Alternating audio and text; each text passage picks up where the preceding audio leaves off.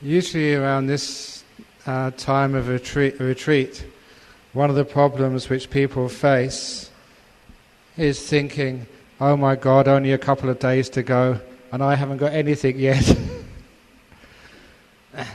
So today I was going to talk about using your wisdom instead of your efforts to understand the path of meditation and to overcome the obstacles to meditation. Because sometimes thoughts like that, oh my goodness, I've been meditating I don't know how many days now, 5, 6, 7 days, and there's only a couple of days to go, and I haven't got anything. What am I going to tell my friends after the retreat when the noble silence is gone and people ask me, how did you do? And I've got nothing to say. Well, I did a lot of sleeping. I managed to reach that stage. So why is it that so far that some of you haven't yet got into some nice meditation? What is the problem? So sometimes what happens is people get blockages in their meditation and they just keep on plugging away and plugging away and plugging away, and still nothing happens. And instead of keeping doing the same old things, we try and use wisdom in our meditation just to stand back and see what's going on. Now, Ajahn Brahm says all you need to do is this, you do that, and all these wonderful things happen. Why haven't they happened yet? What is the problem? And that degree of reflection, is what we call gaining insight into the path of meditation. And by reflecting in that way, you can usually see the problem, and as soon as that problem is seen, it goes away straight away.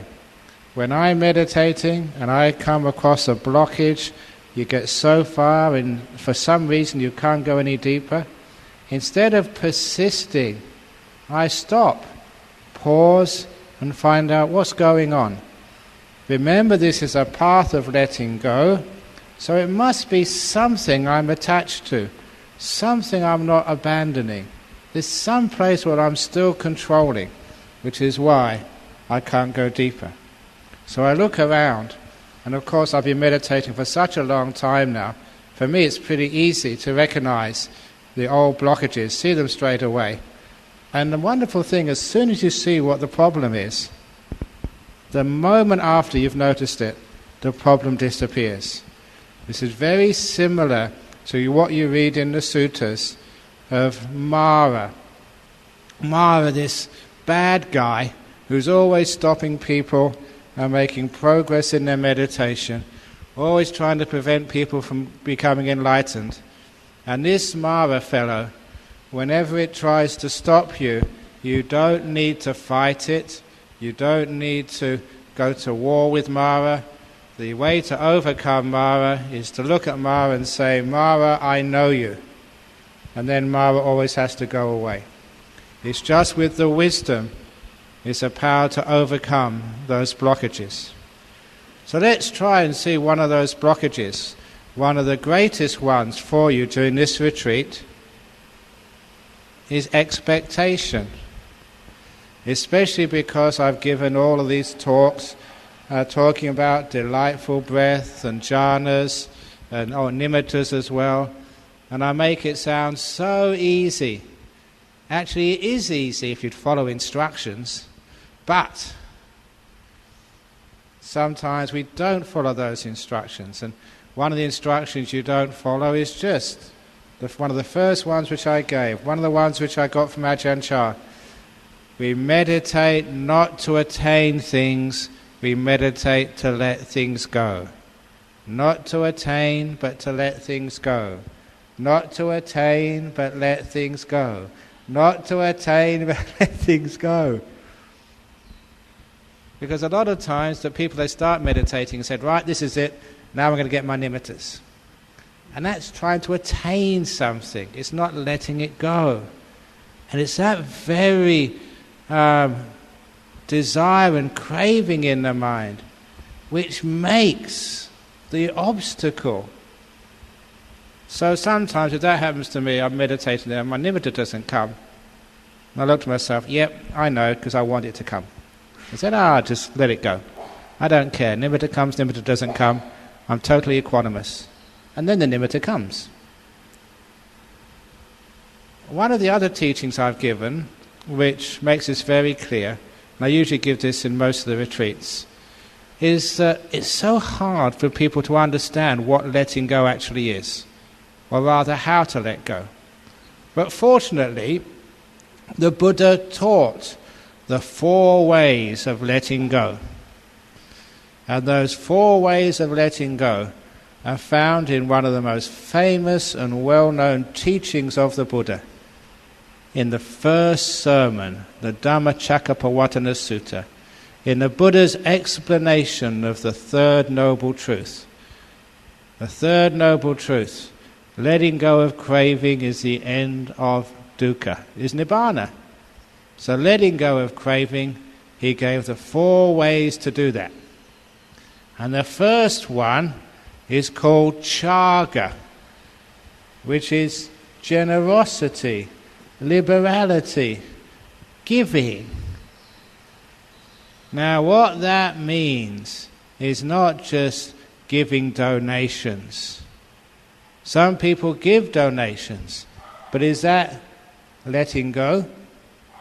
Because sometimes people give a donation and they expect their name to be put on the board. So in Australia we don't call that giving, we call that buying advertising rights.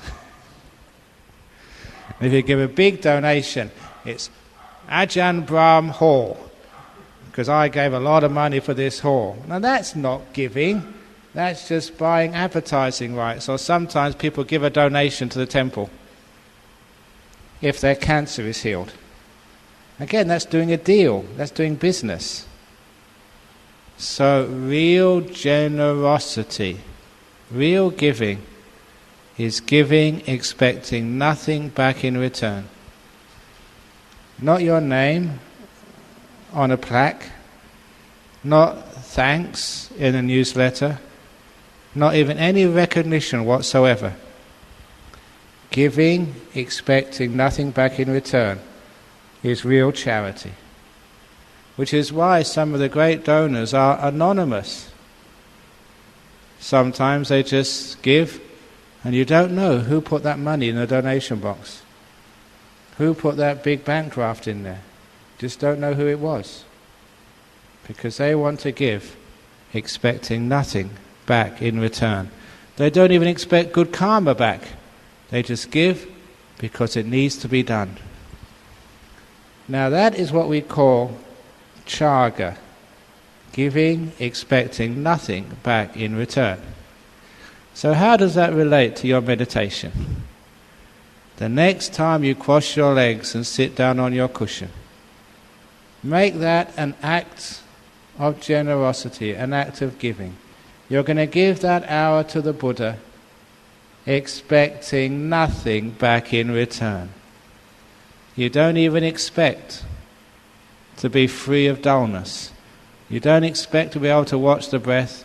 You're just going to give all of your energy, all of your attention to this meditation with no expectations.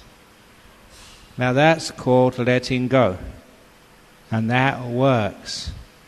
So if you're getting a blockage in your meditation, you're not getting as deep as you had hoped, the next time you're meditating, just say, this is my act of generosity. I'm going to give my mindfulness to this moment, making peace, being kind, being gentle. That's enough for me. I'm not going to want anything. I'm going to give, and I have no expectations of anything back in return. And if you can do that, because you're not expecting things, the mind gets very peaceful, very still, all the tension disappears, and then you get deep meditation. So that's the first way of letting go, not expecting anything back in return. So if you have a block in the meditation, just check. Am I expecting something Am I wanting something to happen? And if you are, that is a problem. That's Mara. And as soon as you recognize him, say, no expectations. I'm just really happy just being here. This is my gift of charity towards the Buddha. That's enough. Whatever happens, who cares? Then you let go.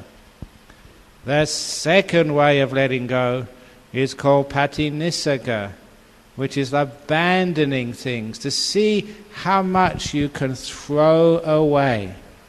And a simile which I've used for that is a simile of the hot air balloon.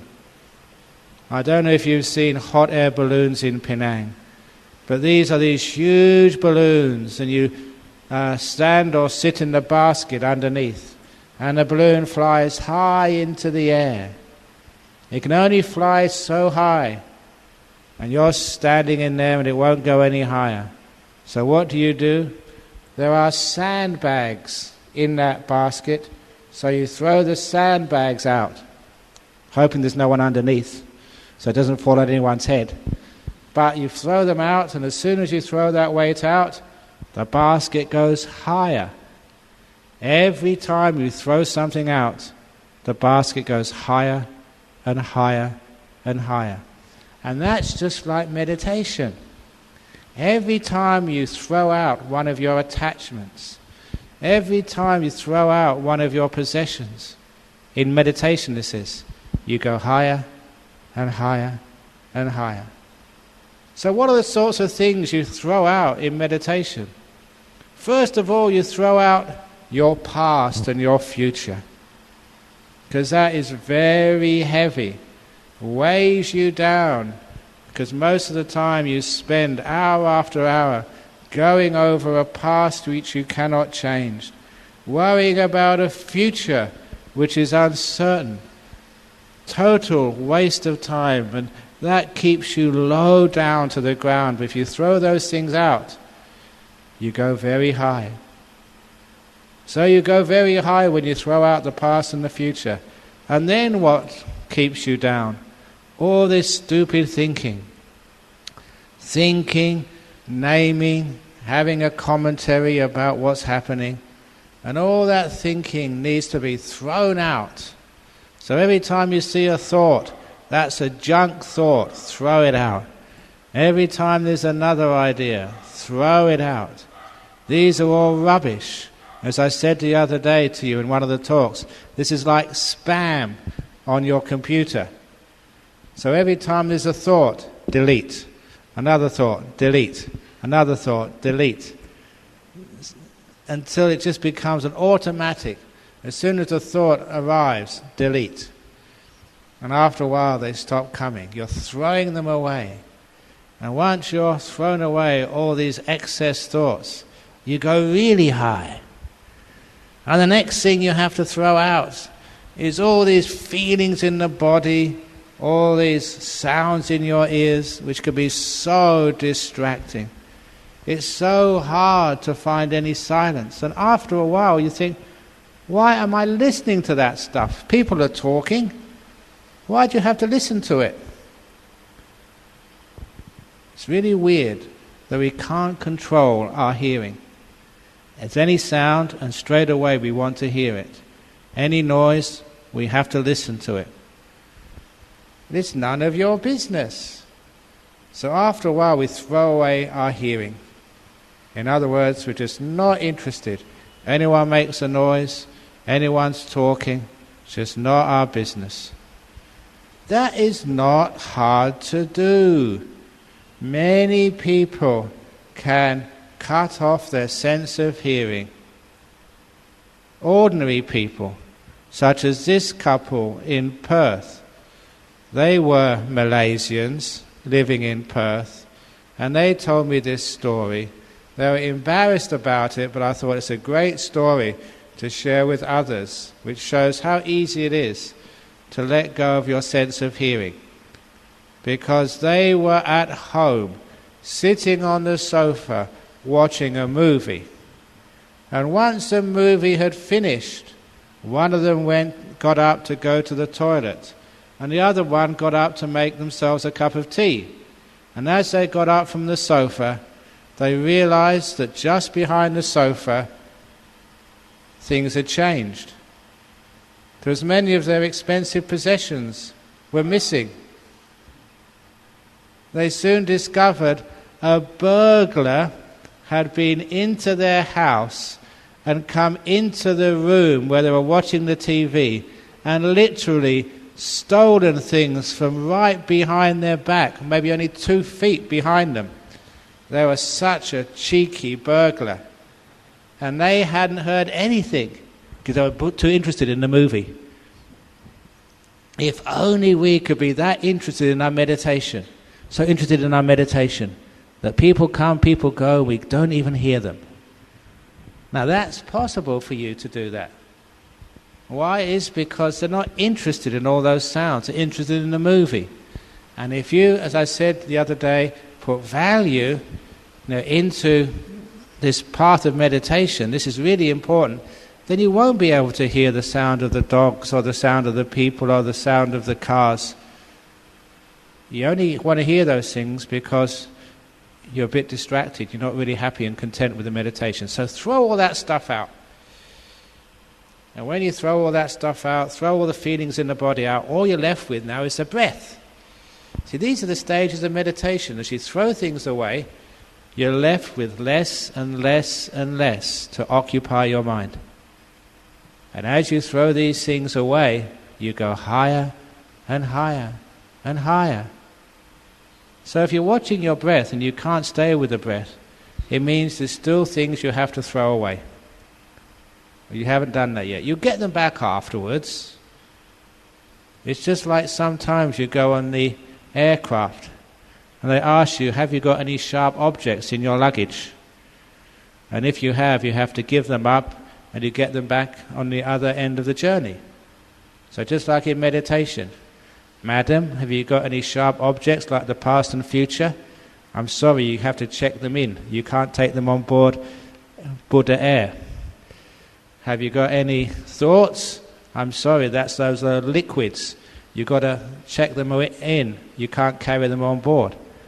So if you want to board Buddha Air, this great meditation airline which goes to enlightenment, you've got to throw all these things out. You've got to check them in rather than carrying them in with your cabin baggage. They're not allowed on the path of meditation. You have to throw them away. And as you do throw them away, you go higher and higher and higher. So you're meditating there, and you've got the breath, you've thrown things away, and it doesn't become a beautiful breath. It means there's something you're still keeping, you haven't thrown away yet. And one of the things you're still keeping, which stops you going from the ordinary breath to the delightful breath, is you're still controlling too much. Just let go.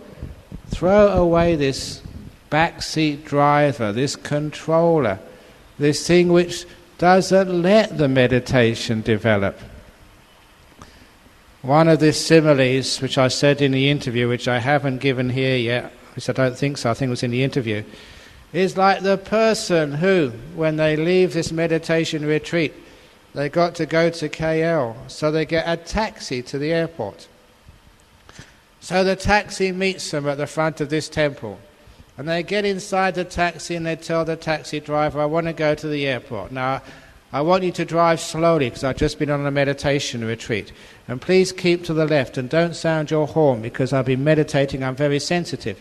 And don't drive too fast and don't brake too suddenly. And if there's anybody, because I've been practicing compassion, if anybody wants to come in front of you, let them come in front of you. I'm not in that much of a rush. Now, please don't talk to me just when you're driving because I've been doing noble silence. And please don't smoke because, I'm into good health. And please don't listen to your radio because I like to meditate when I'm in the taxi. And if you go on like that, imagine in real life, if you did that, that taxi driver would throw you out of the taxi before you got to the corner of Kampa Road. He'd say, listen, madam, if you want to go to the airport, I'll take you there. You sit in the back and shut up. And that's like what your mind does sometimes. Now come on, watch the breath. No, don't watch it this way, watch it that way. Now, Ajahn Brahm said you've got to watch it with kindness. And I mustn't do anything though, and I must sit straight. But it doesn't matter if I get dozy. And if there's a thought comes up, just be kind to it. And if I get sort of start nodding, that's okay. I can just not control my posture. And if you give all those instructions all at once, no wonder your mind throws you out, say, I'm not cooperating with you, you control freak. So, all you need to do is to throw away all this and just say, watch the breath. And your taxi driver, like all the taxi drivers in Penang, they all know the way to the airport.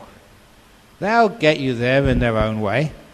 Your mind knows the way how to meditate. It's only you don't give it enough time, enough opportunity to do the meditation for you. So all you need to do is give the instructions and then throw everything else out. Throw away the controller. And that's one of the biggest things you have to throw out of your basket if you want to fly high in meditation. So when you get to a blockage, have a look. Why can't you go deeper? There's something you've got to throw out. Controlling. And that's one of the biggest things you have to throw out. As you go deeper in meditation, you're getting to the breath, it's delightful breath, then it's about to disappear. And you can't get the nimittas up. Why is that? What are you attached to? What aren't you throwing away? What you're throwing away at this stage is your body and all of your 5 senses. As I said before, that nimitta is the first time you can see the mind, the radiant mind, the 6th sense. And the reason it won't come up is because you can't let go of the body. Now that's a tough one for meditators to do, because sometimes that's scary. They think, my goodness, if I let go of this body, what's going to happen to it? Suppose I'm sitting here and I have to sit here like that Vietnamese monk for 9 more days. Does that mean that people are going to leave me here over the new year? Or is it dangerous?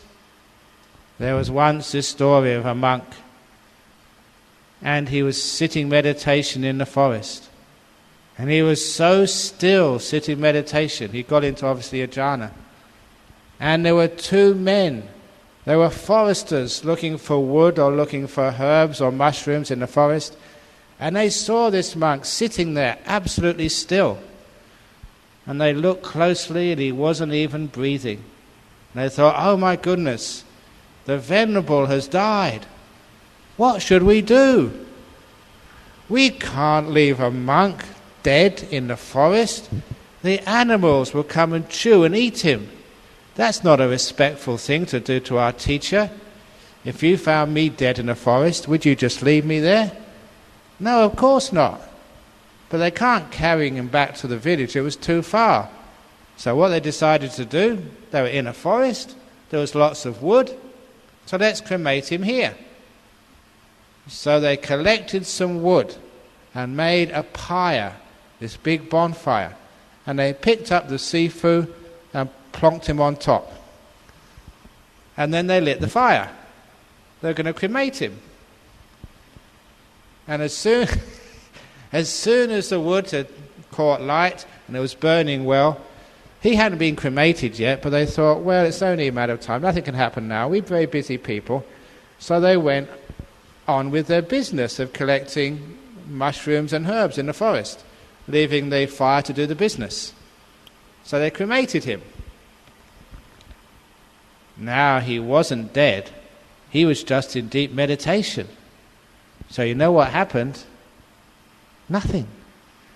The following morning, he walked into the village on arms round. Not even his robes were damaged.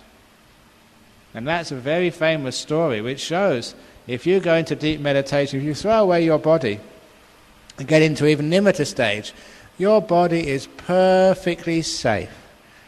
Even if after a couple of days you're in a deep meditation and doctors come and can't see you breathing and say, my goodness, she's dead, and they go and cremate you, they'll get a very big shock, because once they open the door of the crematorium, you'll still be there. Hi!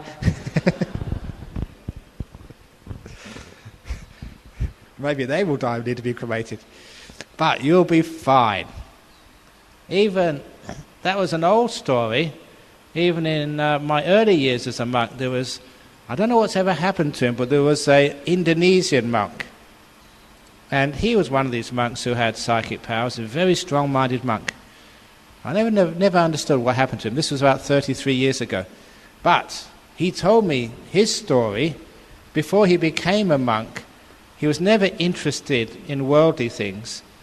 So he decided to be a hermit, to go into the jungles. Now in Java, those days there were still lots of jungles. He went into the deep jungles to meditate. And interestingly, how he described it, I remember this. He said he looked at the sky and he said he saw this star coming towards him. And it sort of enveloped him. And you know what that is, that's nimitta. He wasn't looking at the sky, this was in his mind. He got into a nimitta. He went into a very deep meditation. And he never knew for how long. And it turned out it was for several days. And when he came out of his meditation, in the jungle he saw there was so much damage to the jungle around him. And he checked with the villagers, yes, there had been a big flood in that area for a couple of days. And he could see by the marks on the trees that he had been underwater for all those days, maybe 2 or 3 foot above his head, totally immersed. Number one, he hadn't known a thing about it. Number two, perfectly okay, survived. So that was a true story in my own lifetime about the fact if you get into these deep meditations, you're totally invulnerable. So you don't have to worry at all.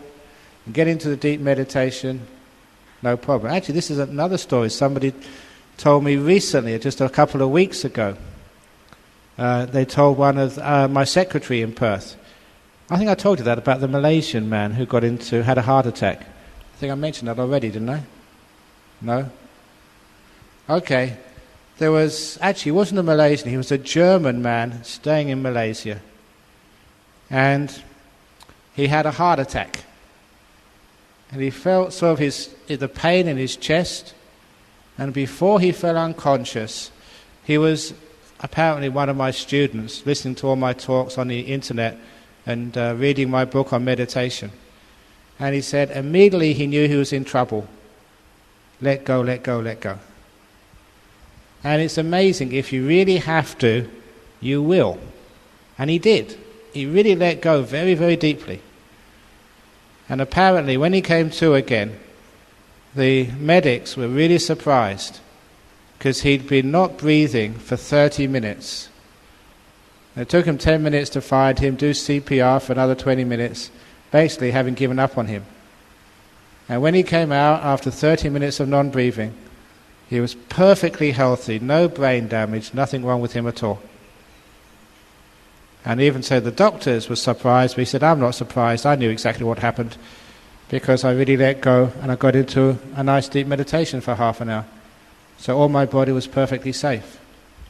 And he rang up to say thank you for saving his life and saving his brain. So these things actually happen. If you really do let go, throw away your body, then it's perfectly safe. So that if you get to that stage that you have the delightful breath, or some people go to this nothingness state, it means you're still holding on to your body somewhere. So throw it away. All this seeing, hearing, smelling, tasting, touching, all this physical body. I've had all these bodies in my many lives. This is just another one. It's perfectly safe. Bye-bye body. I'm going to enjoy myself. And if you find quite often that is the barrier between you and the nimittas, you just can't let go of that body. And it shows you actually how attached you are to your body. Even I remember, many people have said this, but the first time it was a disciple in Singapore. They were meditating and then they couldn't feel their hands. And as soon as they couldn't feel their hands, they came out of meditation and came to see me. They were terrified. Ajahn Brahm, what does it mean? I can't feel my hands. Is this some neurological, like MS? I'm going to sort of be paralyzed?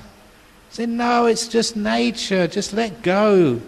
Your hands are there all the time for you. Put them aside for a while. But because he'd never experienced that before, he was very afraid. He thought he was losing control of his whole body permanently. So when your body disappears, it's only temporary. You're leaving it alone. You're chucking it out of the basket so you can go much higher. So, if that stage, just check.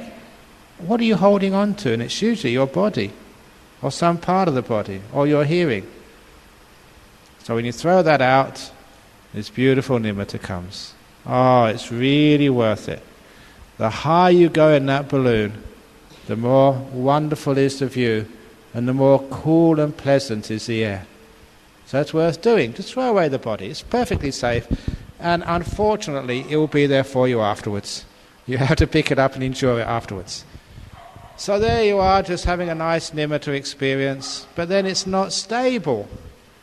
Comes and goes, flashes, moves all over the place. Now that's not going to really help. Remember that this whole meditation is learning how to be still. So if your nimitta is moving, that means your mind is moving. You're moving. So the thing which you're holding on to at that particular stage, the more subtle form of control. You're holding on to your will. At that particular stage, I've given a few of you one of the nice similes. It's like you've been driving your car in the busy Penang traffic. And now I'm asking you to take your hands off the steering wheel, to take your feet off the pedals in the busy traffic and totally let go. And that's what it's like when you're watching the nimitta. You really got to take your hand off all the steering wheels, feet off all the pedals, hands off all the levers, and stop controlling it. That's what you've got to throw away. Or, to make it even more interesting, you unscrew the steering wheel and you throw it out the window.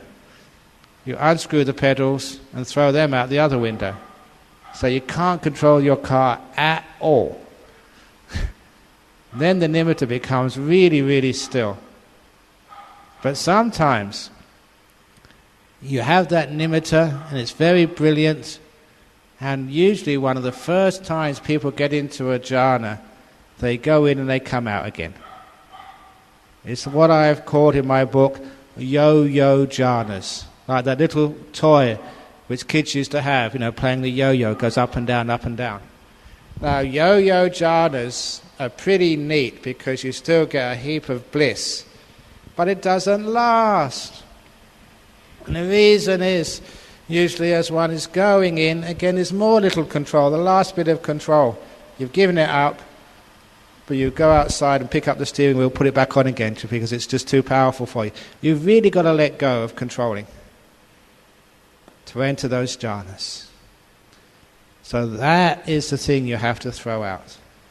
And if you throw all these things out, it means you really are practicing not to attain things, to let go of things, to see how detached, how empty, how few possessions you can have in your mind. It's like spring cleaning your mind. Past and future, thinking, all this worried about your body, worrying about controlling, all of that throwing out. And when you throw it all out, it's perfectly, perfectly safe, and it means you get marvelous experiences of what it's like to be free and empty. So that's the second part of letting go, throwing things out, seeing what you're attached to, what's stopping you going deeper, noticing it, throwing it out. Now the next way of letting go, again, is one of my favorite ones. And it's an old story which I'm sure many of you have heard before, but it's a very funny story and it's worthwhile telling for those people who haven't heard of it. And that is the path of freedom, because that third way of letting go is called muti, which means freedom. A lot of people don't understand what that word means, what it's like to be free. Because you don't have to be in a special place to be free. People in jail can be free. People with cancers can be free. People who are dying with a very painful body can be free. And they don't need to change anything. Because in order to understand what I mean, there is this story. And this was a story of one of my fellow monks going to teach in prison in Australia. And he'd been teaching many weeks when one of the prisoners invited him to stay behind a little bit longer. They wanted to give him a cup of tea and just talk to him, because they had some interesting questions, not just about meditation, but why he became a monk, and how long he's become a monk, and what he thinks about it. And in particular, they wanted to find out, what do monks do? What is your schedule? They asked him. And at that point, he started describing a day in the life of a monk in our monastery in Australia. So he said, from the beginning, we get up at 4 o'clock in the morning, he told the prisoners. And at that, the prisoners said, what? 4 o'clock in the morning? Even in prison, even the murderers don't have to get up that early. And that was when the monks said, well, actually, in Ajahn Brahm's monastery, it is optional. Getting up at 4 o'clock in the morning is optional. You can always get up earlier if you want to. That's the only option, but not later. And then what do you do? They said, can you watch the end of the late night movie? Because they have TVs in Australian jails. But do we have TVs in monasteries? No. We meditate in the morning. And they thought, well, fair enough, you're monks, we expect that. Then you have your breakfast. In Bodhinyana Monastery, we do have a breakfast, but it's usually one of these cups and maybe just half full of muesli or cornflakes or something. Not like the breakfast you have here. The breakfast you have here, this is like Hilton Hotel. And the prisoner said, is that all they give you for breakfast? Just half a cup of muesli. He said, yeah. That's terrible, they said, even in jail. Now they have like a buffet here. They can have bacon and eggs, they can have pancakes, they can have cereal, they can have muesli or fruit. They have this whole, again, buffet, even probably more than you have here in prison in Australia. But then what do you do after breakfast? Can you play sport, have a game of tennis or football? I said, no, we don't play sport, we work in the mornings. And those of you who have been to our monastery, have seen us work. We work very hard. If you don't believe me, just I think a day before I left to come to Singapore and Penang, we had, for those of you from KL, Dolly visited. Dolly Teo. She used to be, I think, the secretary of the BGF. And I was busy working, so she got a nice photograph of me, all with my work gear on, working in Jhana Grove. So even I work really hard. And all the other monks work really hard. And when we told them how hard we work physically, those prisoners in Australia said, oh, they'll never get us to work that hard. No way, we'll go on strike. And sometimes even the prisoners refuse to work. And there's nothing much the Australian prison officers can do about it. So then what do you do for lunch? Now we have a lunch, but not like here. In the forest monasteries, we eat out of one bowl, and many of you have been to those monasteries, or you've been to visit me, just have one bowl, and everything all goes into the one bowl. And many times it's happened. I've had ice cream on top of my curry. I remember once we had some spaghetti, some Western food, and custard went on top of it. Have you ever had custard on top of spaghetti? Does it sound disgusting? It tastes disgusting too.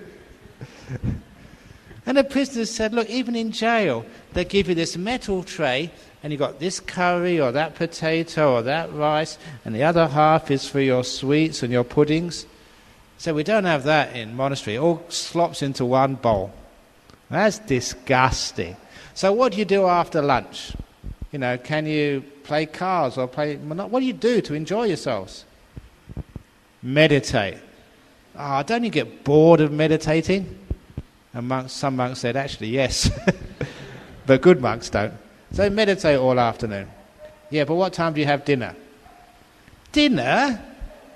We don't have dinner. That's our last meal. Just before lunch, before midday. They don't even feed you. Look, in prison, you can get afternoon tea as well as a huge dinner. It's not in a monastery. Oh, that's sick.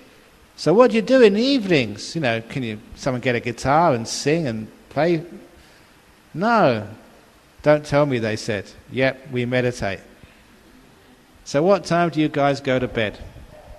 Bed, he said? We don't have beds. Most monks sleep on the floor. I said, even in solitary confinement they give you a bed to sleep on. And so when he described how ascetic an Australian Buddhist monastery is, the prisoners were just taken aback. They were surprised.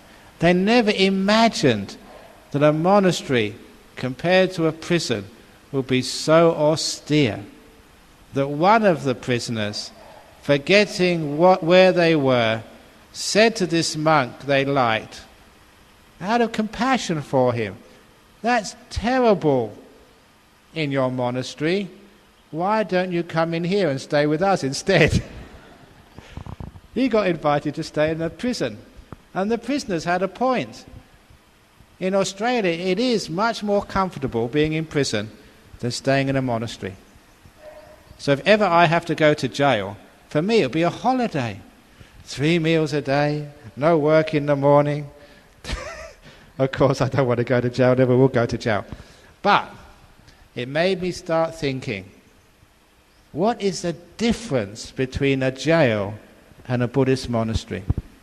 Why is it in a monastery people love being there?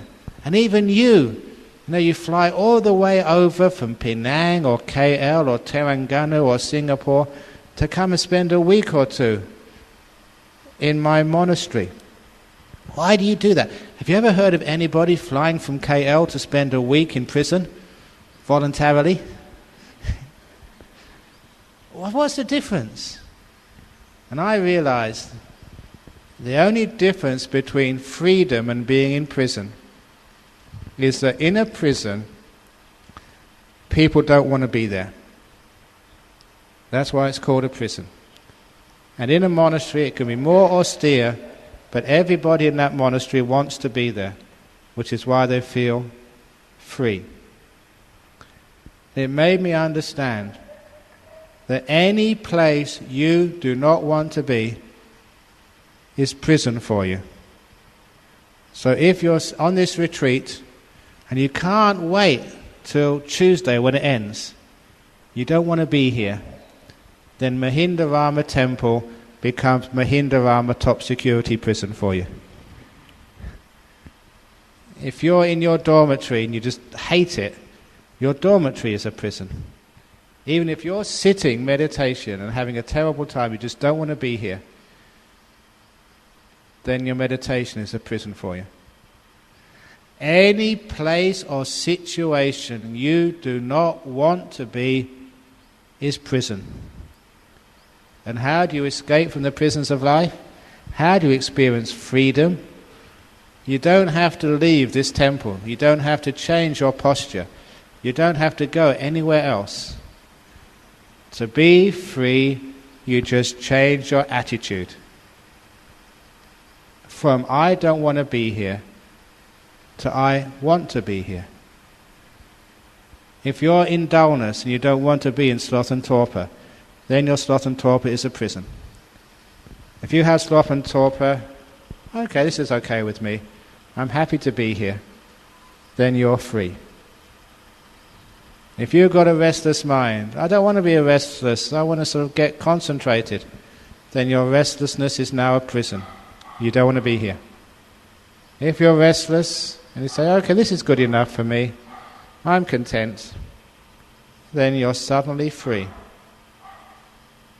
Any place you are, if you want to be here, in this moment, with this mind, no matter what it is, that is called freedom. It is the third way of letting go. Wanting to be here, but not wanting to be anywhere else, no matter what it is like. Monasteries are more austere, more painful physically than prisons. But I want to be here, therefore I'm free. There comes times in your life you've got sickness, you're in pain, and nothing can be done about it. If you say to yourself, even though it's hurting, I want to be here, that's the end of the problem, you're free. Otherwise, your pain becomes a prison for you. Now remember this in meditation, because a lot of times your obstacle, which stops you getting deeper, is you want to be somewhere else. Even some people have a nimitta. They've got a beautiful nimitta. And some of you think, my goodness, they're so lucky to have a nimitta. As for me, I can't even watch the breath for more than 3 breaths in a row, and they've got a nimitta. How lucky they are. But the one with the nimitta says, oh, this is no good, I want to get jhana. Even in a nimitta, if you don't want to be there, if you want to be somewhere else, that's suffering. That's not meditating. That's blocking your progress. So it doesn't matter what you're experiencing in meditation, whether it's a nimitta, whether it's sloth and torpor, whether it's a present moment or whatever. Please, please, please, want to be here. In every moment, want to be with this moment. That's called mindfulness. If you want to be somewhere else, you're not mindful anymore. Want to be here. Be content to be here. This is good enough. It means you feel totally free. You've got nowhere to go, no place you'd rather be, which means you're developing letting go. Now that is one of the most powerful ways of letting go. And if you want to be here, you're not interested in jhanas, not interested in nimittas, wherever you are, this is where you want to be. Your meditation just takes off. Fast track into the deepest meditations. Every moment, want to be here. I want to be here. I want to be here. Then you're content, you're still, and everything works. So check that out. If there's a blockage, it's probably you're meditating, you want to be somewhere else. You're walking, you want to be sitting. You're sitting, you want to be walking. You're in a beautiful stage of meditation, you want to be in the next stage. That's what stops you. So please, want to be here. And the last way of letting go, in the Dhammacakka Pavattana Sutta, the first sermon, is analayo. It literally means having a non-stick mind. Because alaya, many people know that word from Himalaya and Meghalaya. Himalaya is the proper pronunciation of what we call the Himalaya. It means the abode of snows. It where snow sticks. Meghalaya is where the clouds stick. It's one of the states in the northeast of India. Alaya is having a sticky mind. And people do have a sticky mind. Someone says something to you and it sticks and causes you problem afterwards. They call me an idiot. They call me a fool. They looked at you. What right have they to look at me like that? And it sticks to you. You've had a very difficult meditation. I'm hopeless. Don't let that stick to you. So every experience you have, as soon as it's finished, it's vanished without trace. A good meditation, vanished without trace as soon as it's finished. Because those people with good meditations, that is also a problem. You just had a wonderful meditation and it sticks to you, which means I want it back. Want more. And that stops you getting anywhere. So even the beautiful meditations, as soon as they've finished, make sure they don't stick to you. Don't be attached to them. Don't be attached to anything. And if you have the non-stick mind, It is like the lotus again, where water, even dirty water or fragrant water, whether it's urine or whether it's fragrant scent, you pour it on a lotus leaf and it all falls off. Nothing sticks to it. As for you, a little bit of urine on your mind or fragrant water and it all sticks. So don't allow anything to stick. And that's the fourth way of letting go. A non-stick mind. Words, sounds, feelings, nothing sticks at all. So you're constantly fresh and empty.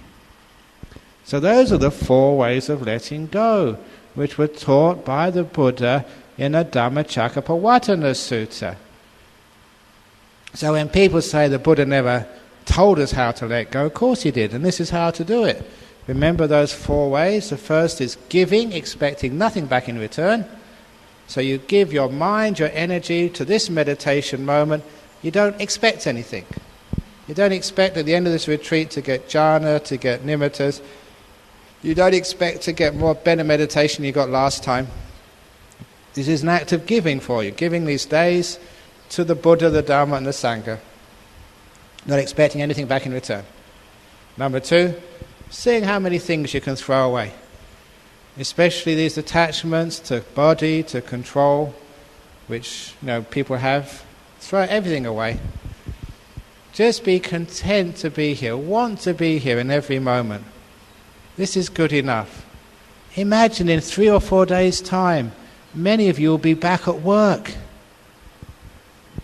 You'll be struggling in front of the computer screen, arguing with your boss, trying to get more work out of your employees, travelling through the busy traffic. Isn't it wonderful just to be here? Today you're free, so value every moment. Just want to be here. And lastly, let nothing stick at all. Even all of the teachings I've just given over the last 50 minutes. Don't try to remember them. That will block you. They're all there. It's one of the strange things which I've found in meditation practice.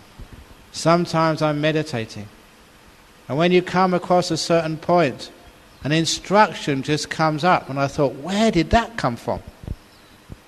And I look at it and I remember, my goodness, Ajahn Chah told that to me 40 years ago, 30 years ago. And it's amazing, these meditation instructions, as soon as you hear them, they go in. You're already instructed. You're already brainwashed by me. You don't need to remember it, because you'll find at the right time and the right place, the instructions will come up. This is especially powerful in deep meditation. In ordinary life, there's just too many instructions. They just all come up, you don't know which comes from where. But in a deep meditation, sometimes some of you will be meditating, you come across a blockage, and an instruction will come up, and you think, my goodness, Ajahn Brahm told me that last year. And you'll find it's almost just been waiting there. Waiting, stored in your subconscious, waiting for the right time to do its work. That's how I've experienced it, and that's how you'll experience it. So you don't need to gather things. Just trust in the process and have a non-stick mind. If you have too much knowledge, if you know too much, it just obstructs and complicates the path. So those are the 4 ways of letting go. And it's how we use wisdom and insight to actually develop in deep meditation. We know about attachments, because those are the things which we meet, which stop us, which we have to throw away. And the deeper you go in meditation, the more you learn about attachments. As you go deeper in meditation, the more you understand what freedom means. As you go deeper in meditation, you know more about this wonderful thing called emptiness. Not as a theory, but as your own experience. So as you practice more and more, insights not only help you go deeper and have more fun in your meditation, but they also teach you about the nature of yourself and the world in which you live. So that's the instructions for this morning. Are there any questions? Yep. Yeah.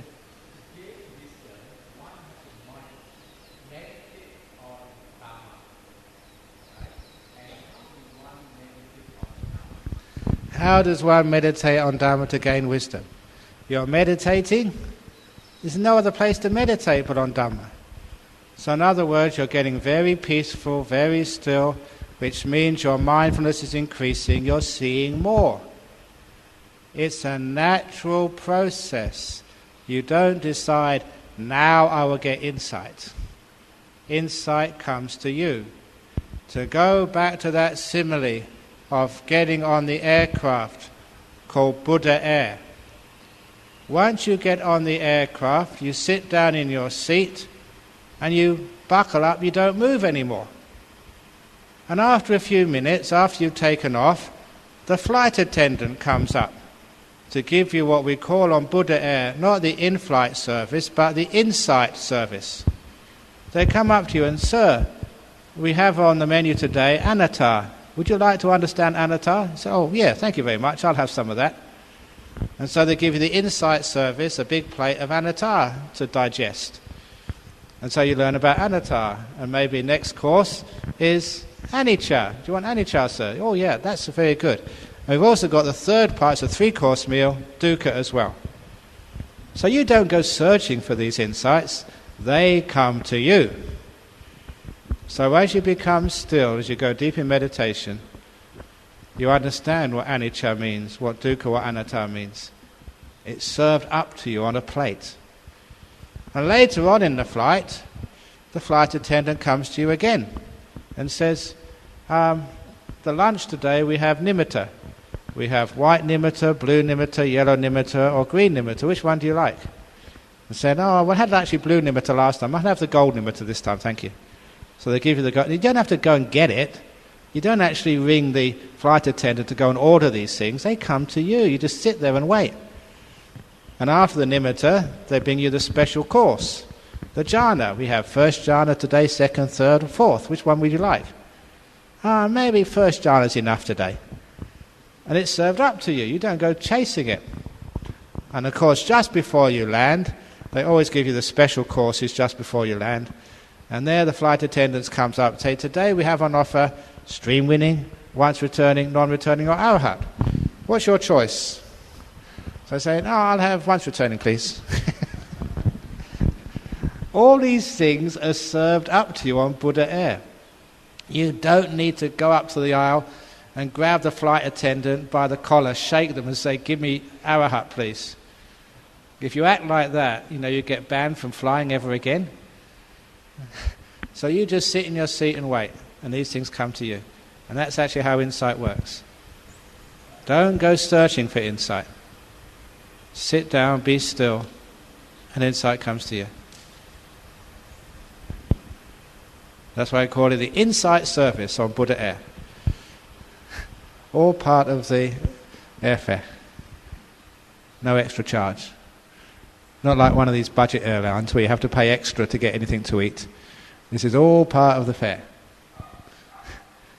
Any other questions? Okay. So do you want to be here? Or do you want to be somewhere else? Okay, maybe you want to go toilet, maybe you want to sort of go somewhere else right now, but when you're meditating later on, see if you can remember just that simile of just wanting to be here. This is really good enough for me. I'm just giving my whole energy, my mind to this moment. And I don't expect anything, don't want anything back in return. I'm happy to be here, wherever this happens to be. Then you go deep. Sorry?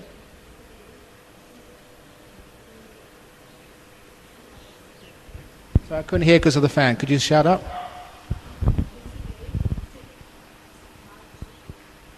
As a path oh yeah, that was the saying yesterday. The path is, but no traveller on it is seen. Is that the one? So I still can't hear you because of the fan. What did you say? I can't hear you either.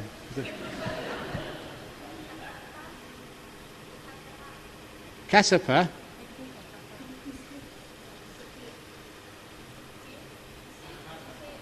Oh, Kassapa disappeared. Oh, yeah. Okay, oh, that one, yeah. According to the legend, because no one actually knows what happened to him, we know that Sariputta and Moggallana died before the time of the Buddha, and before the Buddha died, rather, and we know about the Buddha's death. And after they were passed away, there was Kassapa was one of the elders, there was Anuruddha, there was Ananda, but Kassapa was supposed to be, the elder, the one in charge. And according to the legends, that there was no legend of him dying, but what he did do, he was once given the robe and the bowl of the Buddha, and he went into this mountain, and he went there to meditate, and went into one of these deep meditations. Says he's not going to come out of meditation until the next Buddha, Maitreya, arises, so he can give the bowl and robe to Maitreya. So that was the story. And for a long time, no one knows where that mountain is. But I think that one of the Chinese travelers, he described that mountain, and I think recently people have found that mountain. But there's Chicken Foot Mountain, yes, but there's no sign of Kassapa. Maybe he's inside in a deep cave, still meditating with the Buddha's robe and his bowl. Who knows? That's a legend, that he never died, that he's still meditating in deep, deep stillness. But anyway, he's not going to come out anyway till Maitreya comes. And that's going to be a long, long time. A long time after 2012, when the world's going to end anyway. So it's not going to end in 2012. So that's the story of Kassapa. The Buddha giving a flower to Kassapa. There's no record of that story in the Theravada canon. So it sounds not really, it's probably would be added afterwards, because anyone who knows Mahakassapa from the Pali canon, he was one of these monks who hardly ever smiled, if he smiled at all. So handing him a flower is totally out of character. He was one of these really tough guys. He was more like today, like an Ajahn Mahabua. For those of you who've gone to see Lungta Mahabua, that's a sort of more like the character, but even tougher, of Kassapa. So that story is not in the Theravada canon. It could have happened, but it doesn't sound likely to me. But that's Kassapa, still meditating in a cave, maybe. Okay, so that's all, by the way. Okay, yeah, last question. That's a very good question. It seemed that in the original type of Buddhism there was only one or two Buddhas, but then afterwards there was many more were created. And it was supposed to be like a Buddha in a long, long, long, long distant future, way after Maitreya. But then it became, it's sort of the legend grew and grew and grew and grew. But the idea of Amitabha means unmeasured radiance, limitless radiance. And that whole idea of Amitabha, some of you already have actually touched nimittas, which are so powerful and so radiant you think you're going blind. Powerful nimittas. You never go blind because that nimitta is seen with the mind, not with the physical eye. But sometimes people feel that, and they say that. Now you get some idea of what Amitabha actually is, the limitless radiance of the mind when it gets pure in meditation. So instead of worrying about is there an Amitabha, is there not an Amitabha, and sort of upsetting some people who devoted their whole life to Amitabha, to say, well, yeah, we can find Amitabha in our deep meditation, and that is not a being, but the limitless radiance of your mind when it gets deep in meditation. So that's a nice diplomatic way of not upsetting people. By saying, yeah, I don't believe in this, or I believe in it. Does that make any sense to you? Not really. So, if there's other beliefs and other people there, they believe in the Pure Land and Amitabha, and they think that all they need to do is to chant the name Amitofu, and then they get to the Pure Land, and then they become enlightened from there. Sometimes it's not nice, as a fellow Buddhist, to keep arguing with people and challenging them. Who's got the best type of Buddhism?